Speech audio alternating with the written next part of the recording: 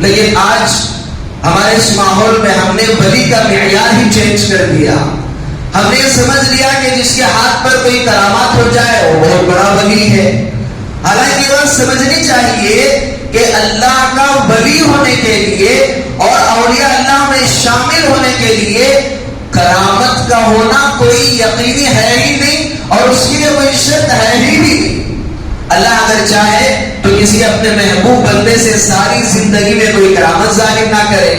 جیسے حضرات صحابہ ہیں کہ جن کا مقام انبیاء کے بعد سب سے اونچا ہے، لیکن آپ کو بہت ہی کم مثالیں ایسی ملیں گی کہ صحابہ کے ہاتھ سے کرامات ظاہر ہوئے. تو ولی کا پہچان، ولی کا معیار کرامت نہیں ہے.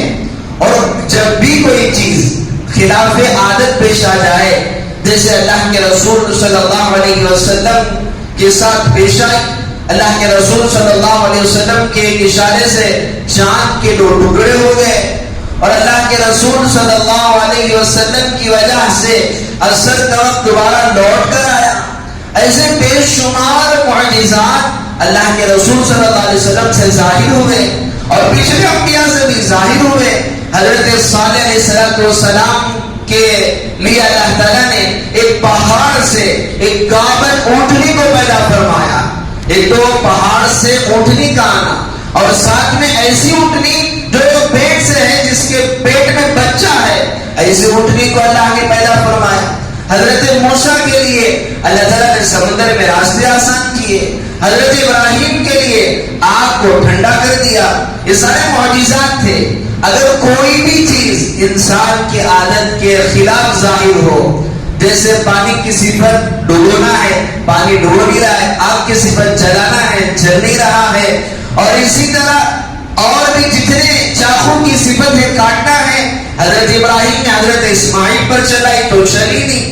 اگر کوئی بھی خلاف عادت چیز کسی نبی سے ظاہر ہو تو اسے معجزہ کہتے ہیں.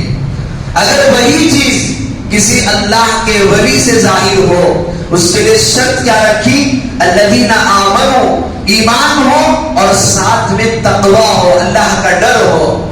اگر کوئی اپنے لیے ولی کا دعویٰ کر رہا ہے اور وہ نمازوں کا پابند نہ ہو جو فرائض ہیں، تو وہ ولی نہیں ہو سکتا.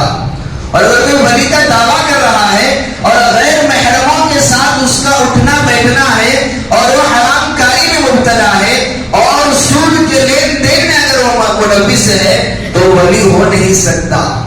تو اگر کوئی نیک بندہ جو اللہ کے احکامات پر 100% چلنے والا ہو، اس کے ہاتھ سے اگر کوئی خلاف عادت چیز پیش آئے تو اسے کرامت کہتے ہیں. اور اگر وہی چیز کسی فاسق، فاجر، کافر سے ظاہر ہو جائے جو اللہ کا بھی ماننے والا نہیں ہے اور گناہوں کا مرتکب ہے اور مسلمانوں کو نقصان پہنچانے کے در پہ رہتا ہے اور حضرات صحابہ کا دشمن ہے اور اولیاء کا دشمن ہے، تو اسے استدراج کہتے ہیں، اللہ کی طرف سے ڈھیل کہتے ہیں.